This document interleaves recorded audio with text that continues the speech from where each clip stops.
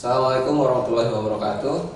Selamat datang di podcast PKRS RSUD Sambas bersama saya Amrizal dan saya Elma. Di sini kita akan ngebahas mengenai isu-isu atau informasi-informasi seputar kesehatan, ya Bang ya. Iya, betul. Jadi memang betul karena kita tuh podcast ini tuh kita ciptakan, kita bentuk karena sebagai kegiatan rutin dari unit PKRS RSUD Sambas yang bertujuan untuk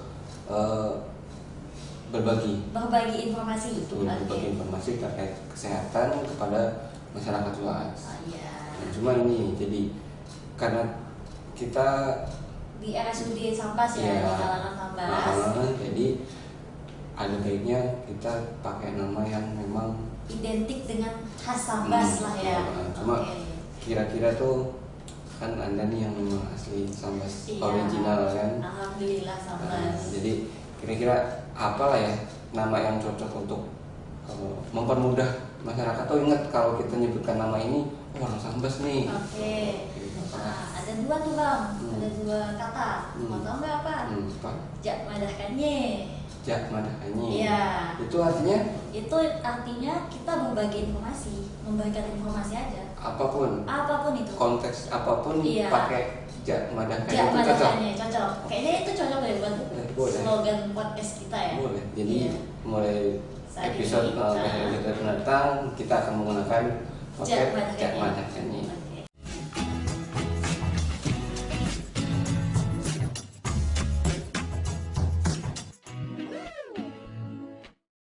Selamat datang kembali di podcast Jak Madahkannya. Nah, zaman sekarang ini kan udah serba digital ya. Iya. Udah nggak ada lagi kayaknya yang iklan pakai koran, tabloid apa gitu kan udah kan. Jadi muncullah ide dari PKRS ini untuk membuat podcast ini. Iya. Jadi karena sasaran kita juga masyarakat luas dan dengan adanya podcast ini nanti kita harapkan sih masyarakat jadi lebih mudah mengakses. Karena beda, kita nggak pakai yang premium, jadi siapapun bisa nonton, siapapun bisa mengikutinya, dan ya apapun yang kita bagikan tuh bukan asal ngomong, tapi karena kita nanti akan undang narasumber yang memang profesional di bidangnya, memang kompeten di bidangnya, dan nanti juga mungkin kedepannya akan ada bisa kali nanti buatkan sesi tanya jawab di kolom komentar. Iya, mau isu apa yang terkait gitu ya. Kalaupun mau misal minta dokter inilah diundang, soal nanti kita akan siapkan kan juga. Bang, saya perhatiin dari tadi kayak seger ya. Puasa nggak Bang? Puasa lah. Puasa tuh wajib sih. Kok bisa seger gini Bang? Gimana sih tipsnya? Karena kan ya udah profesional. Profesional, iya. Jadi nggak ada lagi tuh yang namanya belajar puasa, kita udah tua sih. Ya. Soalnya saya kalau puasa lemes Bang. Jadi tuh jam 8 itu udah kelaparan, udah nggak bertenaga gitu. Sahur nggak tapi? Sahur tuh malah banyak makannya lagi Bang. Itu gimana Bang? Jadi ini sebenarnya memang itu tuh ada penjelasannya masing-masing. Jadi misal kenapa yang kayak misal kita sama-sama sahur sebelum imsak, pasti kita sahur dulu kan. Iya, jadi makanan pun karena kita sama-sama di Sambas, ya bahan-bahannya itu juga. Iya. Memang, tapi memang ada pengaturannya.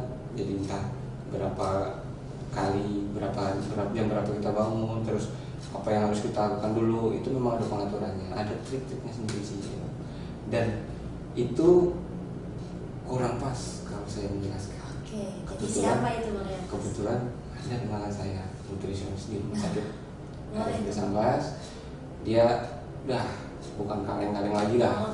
Kita bisa dong kenalin, bisa jelasin di sini biar semuanya pada tahu. Jadi nanti penonton juga bisa mengikuti kita. Jadi simak baik-baik informasi yang akan kita sampaikan. Nanti kalau memang pokoknya nanti kita akan bertanya tuh yang semoga bisa mewakili teman-teman semua di sana. Betul banget. Jadi kita panggil dulu. Boleh, langsung aja kali ya. Oke.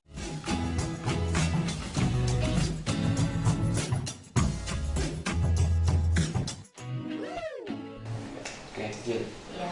Seperti yang tadi udah saya janjikan nih, Iya. saya ada kenalan Oke. tentang terkait tentang pengaturan pola makan. Jadi beliau ini adalah nutrisionis di Rumah Sakit Umum Daerah Sambas. Iya. Beliau ini udah pokoknya ahli gizi, bukan sembarang ahli gizi. Main lah ya. Udah levelnya ada gitu lah pokoknya. Oke. Langsung saja kita kenalkan Bapak Rifan Nur Surya. Selamat siang Bapak. Siang ya ini, udah jam 12. Masih semangat kan? Masih semangat. Apa kabar Pak? Alhamdulillah baik. Ada yang bisa bantu? Ini kita mau nanya nih Pak. Iya. Nanya apa tadi Bang? Jadi tadi ini, ini kan memang basicnya bukan ahli gizi ya. Iya. Dia nanya ke saya, kira-kira gimana sih pengaturan pola makan selama bulan puasa? Oh. Karena yang dia rasakan ini, entah mungkin karena baru mulai belajar puasa kayaknya. Ya. Nah, baru dari puasa. Untuk puasa saya alhamdulillah baru 5 hari. Memang kayaknya masih baru belajar puasa, jadi beliau ini nanya tadi, kira-kira gimana sih Bang? Wah Bang bisa tetap semangat, sedangkan dia nih Iya. jam 8 jam 10 Udah lemas gitu, gimana sih Pak biar kita bisa tetap stay fit, tetap segar dalam menjalankan puasa gitu. Mungkin bisa dibagi ke kita gitu. kan. Oke. Terkait puasa kan? Iya. Jadi mungkin minta maaf ya, mungkin kalau saya ngomong ini bahasanya campur-campur. Kalau bahasa Sambas itu bubur pedas. Kadang bahasa Indonesia, kadang bahasa Sambas, kadang bahasa Inggris. Karena bahasa Indonesia saya sering have, bahasa Inggris saya nggak hafal, bahasa Sambas saya setengah-tengah, jadi campur-campur. Nggak apa-apa kan? Nggak Apa-apa. apa-apa. Gini, yang namanya bulan puasa itu kita terjadi pergeseran waktu makan, benar? Betul. Oke, makan. Biasanya kita satu hari makan kurang lebih 3 kali, tapi karena adanya perubahan jam makan, itu bisa berubah hanya 2 kali. Ya. Waktu buka puasa Iya. sama makan Sahur. sahur. Kalau kita biasa itu kan sarapan pagi, makan siang, sama makan malam. Sehingga dalam proses perubahan jadwal makan, itu secara teori terjadi penurunan pola asupan makan. Jadi minimal 20-30% itu asupan makan itu berkurang. Hal itu bisa menyebabkan terjadinya penurunan asupan zat gizi, benar? Betul. Oke, itu salah satunya. Kalau untuk makanan-makanannya Bang, gimana Bang? Apakah mempengaruhi kelemasan badan? Kelemasan badan gimana sih? Biar nggak lemas. Oh, biar nggak lemas ya. Nah, jadi gini, kita harus tahu lihat bagaimana proses terjadinya masuknya makanan ke mulut sampai menjadi sumber energi. Kan tadi timbul pertanyaan, saya puasa, Ya. tapi kok lemes? Iya. Teman saya puasa, tapi kok nggak lemes? Kan Betul. gitu. Padahal jam waktu imsaknya sama kan, Iya. jam buka puasanya sama kan, Sama. untuk makanannya kurang lebih sama kan. Iya. Ini. Jadi kalau pada waktu buka puasa, itu yang pertama kita prioritaskan itu bisa seperti kurma, misalnya itu kurma. Karena di dalam kurma, misalnya buka puasa itu kita lakukan kurma.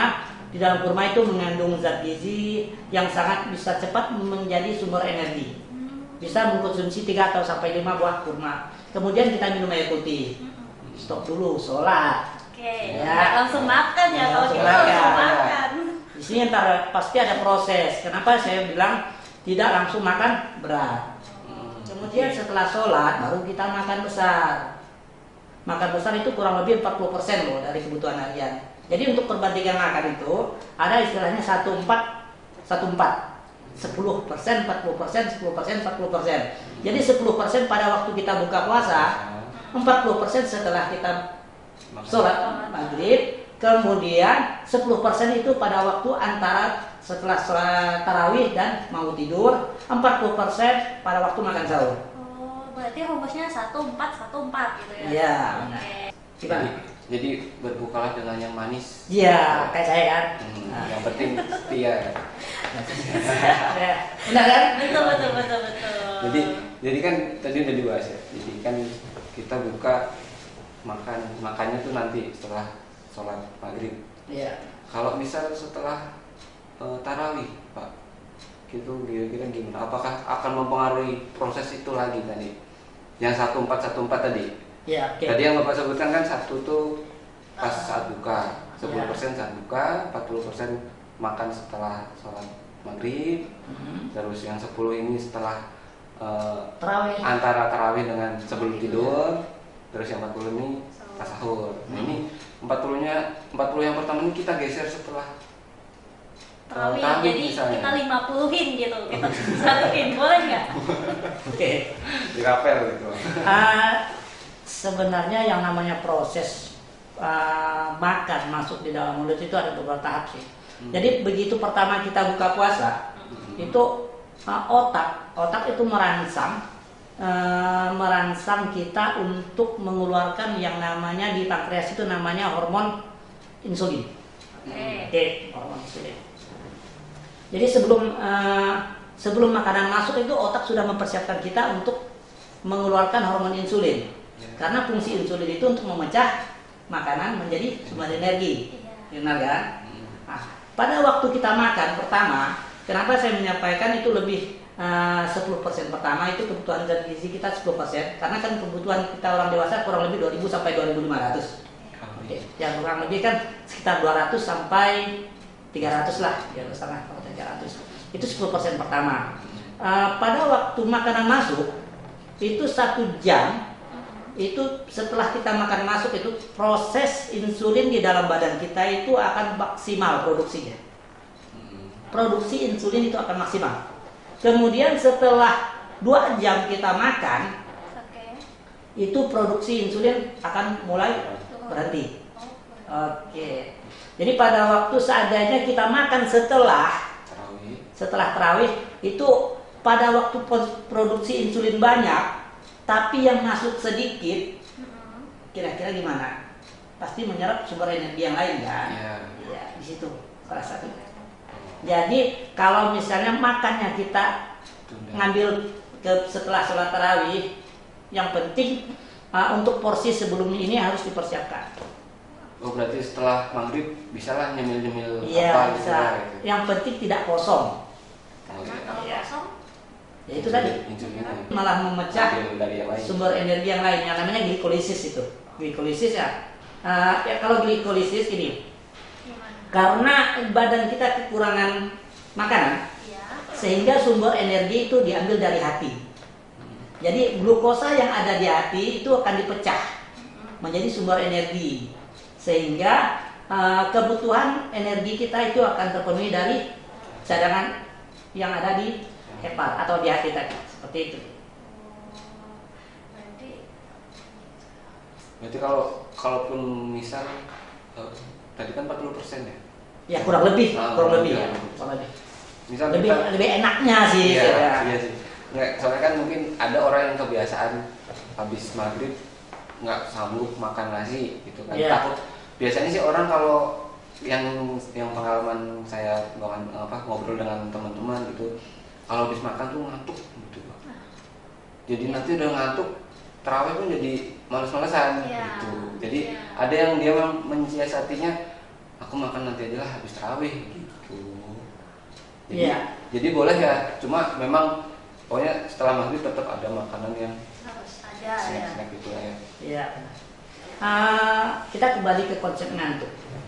Kalau yang namanya mengantuk, ya benar kan? Yang namanya mengantuk itu otak kekurangan oksigen. Iya. Makanya salah satu solusinya menguap. Iya. Betul. Benar. Ya. Menguap kita memasukkan oksigen untuk terpenuhinya di otak. Karena kebutuhan makanan di otak itu kurang dan oksigennya kurang karena di dalam darah atau di dalam badan kita, sehingga untuk memenuhi kebutuhan kita mencari solusi lain dengan menghirup udara. Salah satunya menguap. Seperti itu. Ya karena kurang pola makan tadi kan? Iya. Oke. Gimana? Apa itu juga yang bikin begah ya? Begah. Nah, dari situ juga mungkin karena dia makannya kurang, jadi harus ngambil oksigen dari luar kan, bukan dari makanan gitu kan. Begitu kita makan tuh kayak udah Iya. penuh dulu gitu. Pernah juga Pak, ini pengalaman pribadi sih. Saya tuh kalau buka puasa kan pasti makanannya airnya tuh ya air manis-manisan, boba, terus takjilnya tuh yang manis-manis gitu kan. Kadang buah aja nggak masuk, tapi abis buka tuh kayak begah gitu Pak perutnya. Itu gimana? Oke, begah. Iya, Apa itu begah? Begah itu kayak kembung, kayak kembung. Kembung. Dia ngomong sama. Saya mau salah loh. Iya, iya. Mau sama. Oke. Makanya tadi kita kembali ke konsep awal bahwa pada waktu kita buka puasa itu sebenarnya kita harus memenuhi kebutuhan karbohidrat kompleks. Itu fungsinya. Tadi pada waktu kita makanan masuk ke dalam mulut, diproses di lambung, karena kurangnya serat di dalam lambung, di dalam perut, di dalam usus, itu terjadi pengikatan oksigen di dalam itu karena porsinya sedikit, itu yang bisa menyebabkan begah atau semacam kembung ya. Kembung karena ibaratnya gini, penampungnya itu kayak saya contohkan ya, lambung kita segini, yang lebih banyak airnya gitu loh. Jadi kalau bahasa sampah sih sana. Iya, senak. Tapi kalau lebih ke kalau sabol sih. Sabol pengen makan tapi kayaknya makan gak enak. Nah, kayak kita masih lapar tapi perut tidak nyaman. Iya, karena tadi bukan kesalahan sih, karena kebiasaan kita itu mengkonsumsi yang kurang mengandung karbohidrat kompleks tadi, seperti macam nasi atau dan lain sebagainya, kurma misalnya atau buah. Itu sebenarnya fungsinya dengan seratnya itu tadi untuk membantu peristaltik usus, merangsang asam lambung sehingga bisa bekerja secara maksimal. Oke, jadi baiknya saya makan yang gimana tuh, Bang? Makan nasi. Karbohidrat. Oke, tapi gini loh, biasanya orang tergantung kebiasaan mereka, misalnya di daerah-daerah atau kita di kampung ya, kadang buka puasa langsung makan berat. Betul. Ya kan? Saya sendiri gitu. Kadang malah nunda sholat maghrib. Ya, jadi karena terlalu memaksakan. Karena pada waktu proses puasa itu ada namanya proses puasa itu, organ tubuh kita itu walaupun tidak dimasuki makanan, tetapi mereka tetap bekerja. Oke, contoh. Contohnya. Misalnya di mulut, walaupun selama 10 jam ke atas kita tidak minum, tetapi masih tetap punya air liur. Fungsinya untuk membasahi dan menghilangkan bau aroma di mulut. Kemudian tadi saya bilang di pankreas. Pankreas itu fungsinya untuk memproduksi insulin. Karena pada waktu pankreas tidak dimasukkan makanan tidak masuk ke dalam mulut sehingga insulin tidak terproduksi, benar? Kebutuhan energi di dalam badan masih tetap diperlukan, hanya kita tidak melalui makanan. Jadi dari pankreas karena insulinnya tidak berproduksi sehingga tidak bisa menghasilkan glukosa, jadi sumber energi diambil dari hati. Ya, jadi hati berfungsi untuk menyiapkan cadangan energi. Kemudian di kandung empedu, ini kandung empedu. Pada waktu kita puasa, itu kandung empedu itu akan semakin mengental. Kandung empedu yang mengental itu pada waktu berbuka puasa itu akan lebih baik. Dengan semakin mengental itu akan membantu proses pemecahan lemak. Sehingga pada waktu kita buka puasa itu ibaratnya senjatanya udah siap untuk mengolah makanan seperti itu. Berarti memang pas lagi puasa tuh badan tuh memang udah nyiapkan ya? Iya, badan jadi udah begitu nyiapkan. ada makanan masuk udah pankreas. Ya udah fit, nyiapkan udah. insulin. Iya benar. Dan empedunya udah siapkan lagi gitu ya. Ya, ini ada lagi satu mitos, biasanya bukan mitos, sebenarnya ada persepsi masyarakat. Tidak makan asam lambungku naik. Ya, itu Benar ya? mau saya tanyakan Ya. teman-teman. Ini sebenarnya gini, kalau pada waktu kita puasa itu produksi asam lambung itu sebenarnya menurun. Asam lambung akan keluar apabila makanan masuk ke dalam lambung. Tekan dia gitu ya? Iya, Biasanya ibaratnya semacam dirangsang. Apabila makanan masuk ke dalam lambung itu asam lambung akan mengeluarkan asam lambung untuk membantu proses Pemecahan. Iya, menghancurkan makanan. Sehingga seandainya makanan tidak masuk ke dalam lambung, produksi asam lambung akan berkurang. Produksi asam lambung berkurang mencegah terjadinya iritasi, dan itu baik untuk orang sakit gastritis atau sakit MAH. Sebenarnya orang puasa itu obat MAH. Oh, alah, bukan kebalikannya Bukan ya. kebalikannya. Soalnya mitos sekarang tuh kalau nggak makan ya asam lambung. Pasti yang disalahin kamu pasti telat makan nih gitu. Yang namanya asam lambung nggak ada turun naik sebenarnya. Oh. Hanya produksinya. Produknya berkurang Iya. kalau puasa. Iya. Berarti dengan berpuasa kita bisa mengatasi asam lambung itu. Iya. Sebenarnya bukan hanya sakit mah tadi sih sebenarnya ya kalau konsepnya. Iya. Tapi penyakit-penyakit lain juga sebenarnya dengan berpuasa itu sebagai treatment atau terapi loh. Terapi. Iya. Contoh, pada waktu kita puasa itu terjadi pengaturan insulin. Iya kan? Nah, Fungsi insulin itu kan untuk produksi gula darah. iya. Ya. Kemudian untuk orang yang DM, Mm-mm. apabila produksi insulinnya teratur, itu salah satu untuk mengatur kadar gula darah, sehingga dia bisa mengurangi terjadinya kencing manis atau diabetes mellitus. Oh. Dan satu lagi, mungkin kita orang awam ya, Iya. bahwa dengan berpuasa itu bisa mengurangi kepikunan. Pernah dengar? Alzheimer. Gimana tuh? Kok bisa bang? Jadi gini, dengan berpuasa itu misalnya dengan orang yang berpuasa itu terjadi namanya autofagi. Autofagi itu pembuangan sel-sel yang rusak dan peremajaan sel-sel yang baru dan sel saraf, sehingga sel-sel yang rusak itu akan digantikan dengan jaringan-jaringan atau sel saraf yang baru. Jadi apabila orang dengan berpuasa yang teratur, puasa teratur ya, dengan jadwal 10 sampai 12 jam, kalau orang Indonesia kurang lebih 12 jam ya, itu akan bisa meningkatkan atau merubah atau memperbaiki sel-sel saraf. Jadi sel-sel saraf malah akan terjadi perubahan ke arah lebih baik. Tapi jangan sampai lewat 14 jam atau 20 jam ke atas. Kalau lewat gimana bang? Kalau lewat sini, karena orang berpuasa itu terjadi proses pemecahan glukosa untuk memenuhi kebutuhan. Karena selewat dari 12 jam, itu kebutuhan yang di dalam hati itu sebenarnya glukosanya ada, yang namanya glukogen, itu akan habis. Oke. Selama 12 jam. Ya, 12 sampai 16 jam. Tergantung dari kondisi aktivitas masing-masing. Kemudian tubuh masih tetap memerlukan energi ya, memerlukan energi untuk beraktivitas, untuk bekerja, untuk mengerjakan segala sesuatu yang di dalam badan kita ini kan, ya, sehingga perlu cadangan energi yang lain, ya kan, sumber energi yang di luar dari hepat, yang non karbohidrat. Jadi seperti asam amino itu namanya ketosis. Tetapi di sini perlu kita perhatikan terjadinya ketosis itu menghasilkan glukosa memang, sumber energi memang, tetapi plusnya itu yang berbahaya, benda keton atau racun. Makanya kalau berpuasa lebih dari 12 jam atau 14 jam ke atas, salah satu efek sampingnya itu sakit kepala. Iya, migrain atau sakit kepala itu karena yang dibawa itu oleh darah itu bukan hanya glukosa, tetapi benda keton atau racun. Racun ya. Iya. Keton itu racun ya. Yang diedarkan ke darah gitu ya. Iya, benar.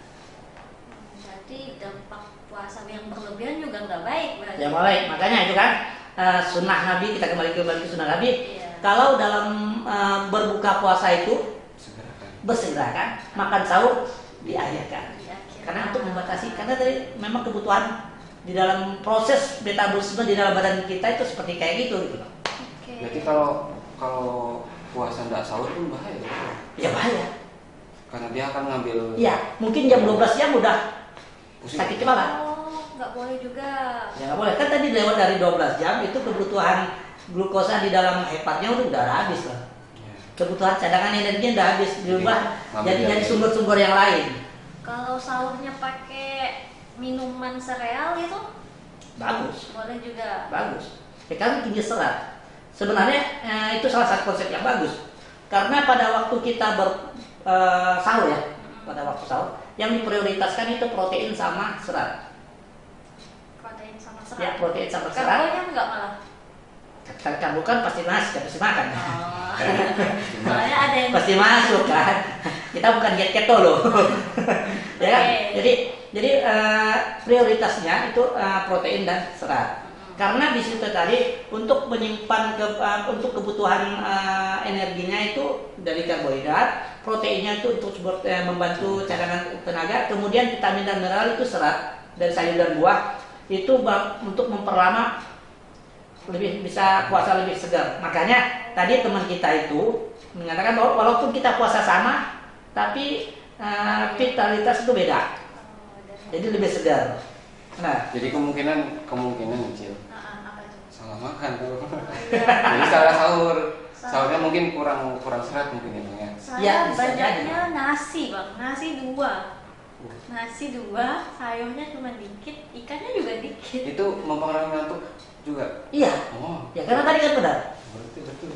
Dapat tanggung jawabnya. Oh, berarti emang kayak gitu ya. Jadi memang harus 1-4 gitu. Itu lebih mempermudah sih ibaratnya. Jadi ibaratnya Untuk patokan aja. Ya, patokan aja. Karena kan kadang kita buka puasa itu kadang kita mau buka puasa itu kan kadang biasa beli takjil lah. Iya. Nah, kan enaknya takjil itu enaknya setelah makan setelah tarawih. Oh, bukan pas berbukanya ya. Bisa juga. Bisa. Bisa juga. Yang penting untuk pemenuhan kebutuhannya itu 100%. Tadi kan ada menyinggung nih bang, katanya sebelum habis tarawih sama mau tidur 10% makan. Ya paling tidak 10% lah. Tapi kan ada tuh mitosnya, mitos atau fakta sih sebenarnya kalau misalnya makan sebelum tidur bikin gemuk, kan banyak tuh. Oke. Gitu. Makan sebelum tidur bikin gemuk. Makan apa dulu? Ya, 10% ya loh. makan nyemil bisa. 10% loh sih. Oh iya sih. Tapi gimana sih kita bisa ngukur 10% gitu nah? Sulit. Itu hanya sebagai istilahnya gambaran kita enaknya seperti ini loh. Karena kalau saya bilang 1 porsi 2 porsi itu kan susah. Jadi kayak gini, kita kembali ke tadi kan saya jelaskan bahwa untuk porsi kita makan itu kenapa yang 10% macam cemilan itu bisa menyebabkan gemuk, kan? Salah satunya kan. Padahal kan kita lihat pada waktu proses makanan masuk di dalam mulut, Iya. 2 jam itu sebenarnya proses pemecahan secara maksimal loh. Jam ya. Iya kan 2 jam. Makanya kalau dalam pemeriksaan gula darah itu kan pemeriksaan gula darah sewaktu dengan pemeriksaan gula darah 2 jam setelah puasa atau GDPP itu sama loh batas normalnya kurang lebih 200 di bawah. Tapi kalau gula darah puasa di bawah 140. Iya. Ya kan? Ya. Normal. Mudah-mudahan kalau saya dikoreksi ya. Jadi untuk kadar gula di dalam darah sewaktu dengan 2 jam setelah makan itu sama sebenarnya. Sama.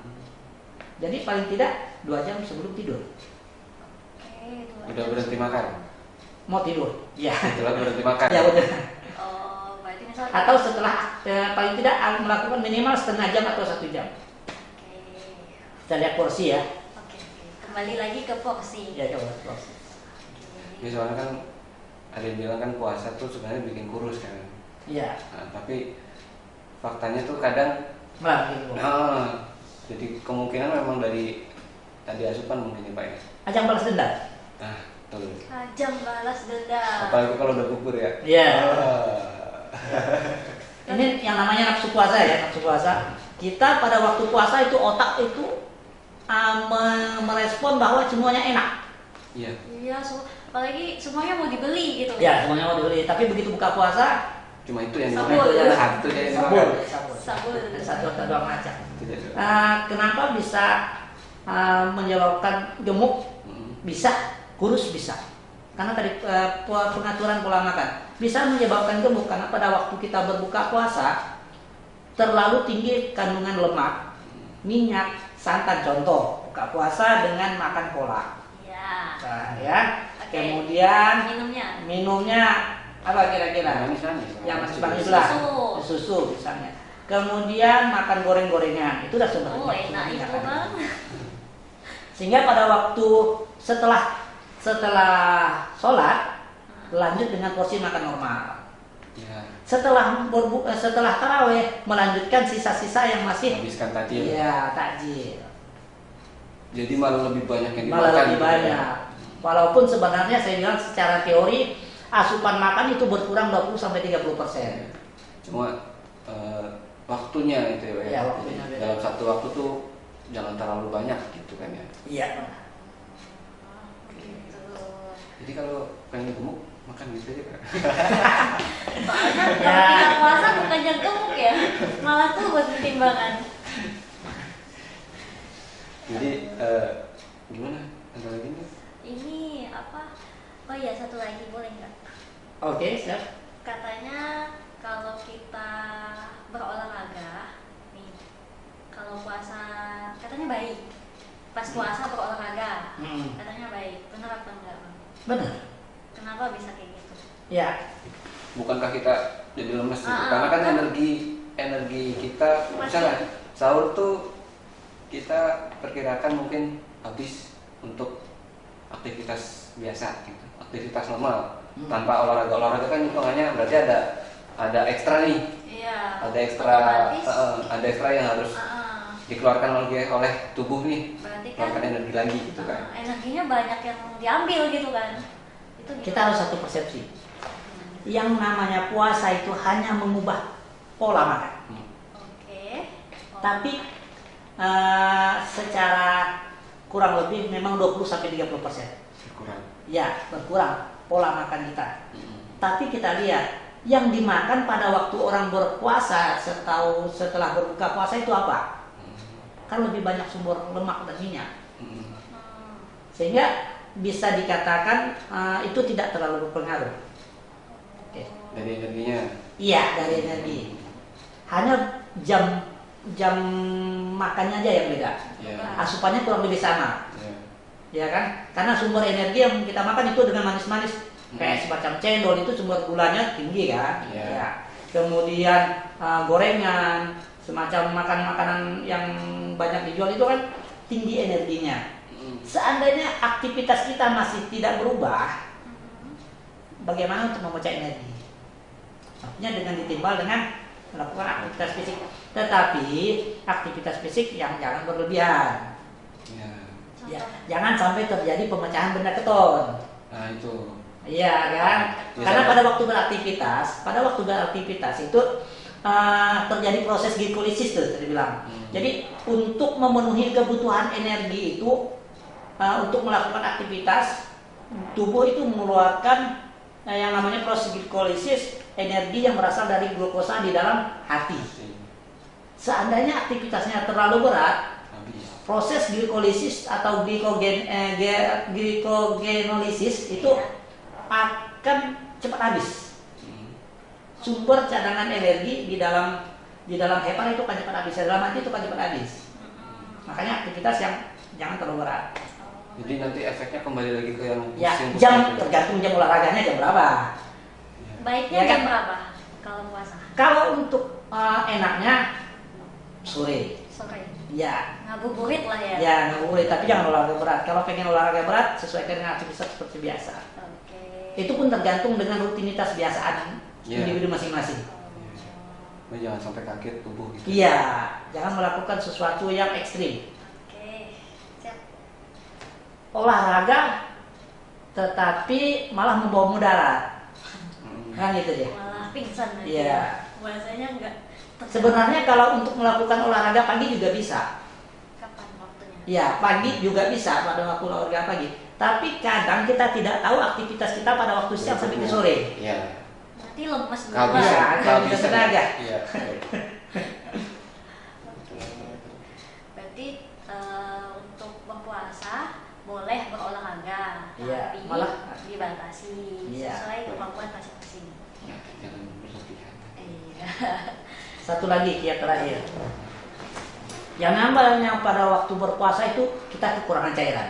Benar? Betul. Iya, betul banget. Ya kan kita kekurangan cairan sehingga itu salah satu faktor penyebab kita lemas. Iya. Gimana tuh biar bisa tercukupi Tercukupi, cairan ya, selama betul. berpuasa? Pada waktu makan tadi ada namanya konsep 1414. Oke. Ya. Oke. Kalau untuk minum atau cairan itu biasanya konsepnya 2222. Apa tuh, Bang? Oh, ini ya. Karena 8 Dua- gelas ya. Iya, 8 gelas betul. 8 gelas kebutuhan cairan ya, bukan kebutuhan air minum ya. Kebutuhan Ya. cairan bisa lewat makanan atau lewat minuman. Jadi 2 gelas pertama atau 500 ml ya Bang Haji, itu pada waktu berbuka. Oke. Kemudian 2 gelas selanjutnya setelah tarawih.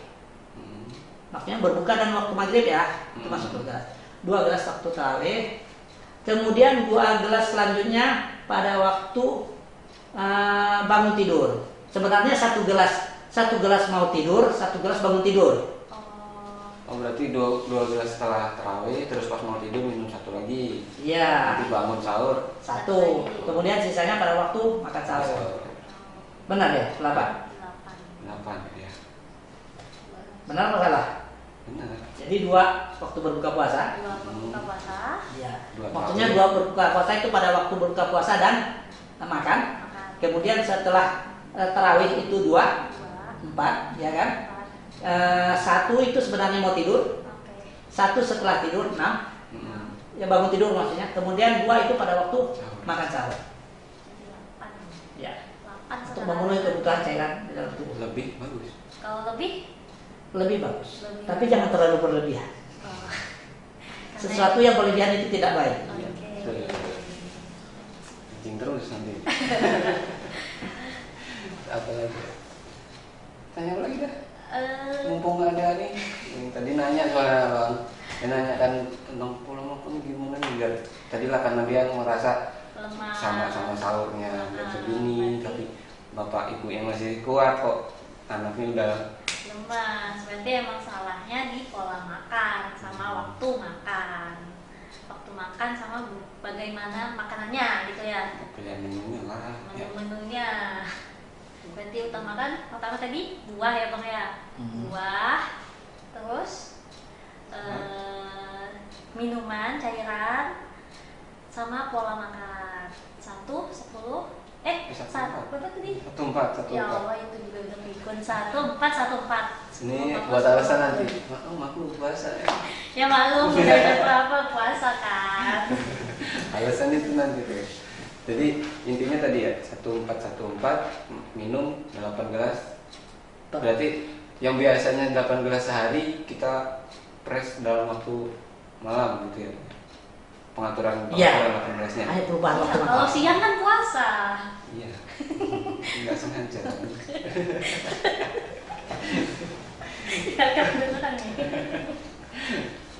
Terus intinya tadi yang udah di Kesimpulannya lah, udah kesimpulannya. disampaikan tadi kan, jadi kayak pokoknya puasa ini bukan alasan kita untuk malas-malasan, intinya itu lah ya. Jadi karena dalam puasa itu kita udah dilatih tadi sama Bang Iip, udah dijelaskan cara kita buka puasa itu seperti apa, Oke. terus cara kita sahur. Jadi dengan harapan kalau kita bisa menerapkannya nanti nggak ada lagi alasan malas, gitu nggak ada lagi. Oke, nggak ada. Jadi nanti kita akan semangat, apalagi udah jam-jamnya cari takjil nih Bang. Jam-jam cari takjil ini memang biasanya udah antara semangat dan capek. semangat itu karena lihat banyak makanan, terutama tadi yang Abang bilang, pikiran kita kalau lihat makanan tuh nggak ada yang gak enak gitu.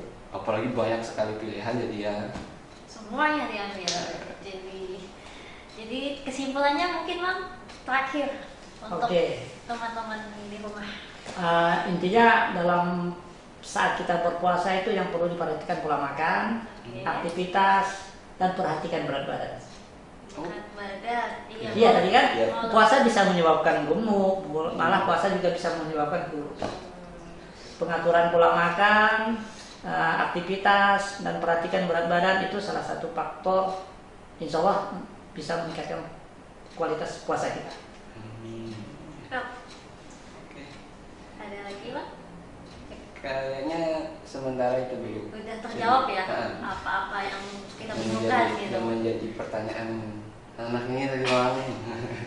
Karena nanya ke saya sama-sama sih, kita juga ada gizi kan, cuma kayaknya lebih cocok Sama. Nah, lebih cocok kalau yang menjelaskan karena kita akan lebih paham lagi gitu.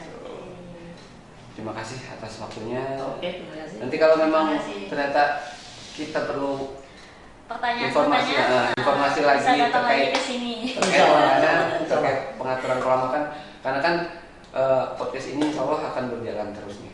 Amin. Amin ya. Jadi nggak cuma untuk bulan puasa, nanti mungkin kita akan undang Bapak lagi untuk mengisi materi tentang gimana sih pengaturan pola makan yang baik selama ya untuk aktivitas sehari-hari lah gitu. Insya Allah.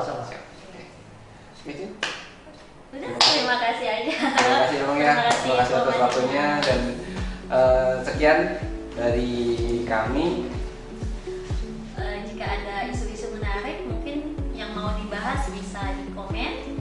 Dan nanti kita akan carikan narasumbernya yang pastinya akan sangat membantu kita semua memecahkan masalah-masalah. Terima kasih. Sekian dari kami. Sampai jumpa. Assalamualaikum warahmatullahi wabarakatuh. Waalaikumsalam.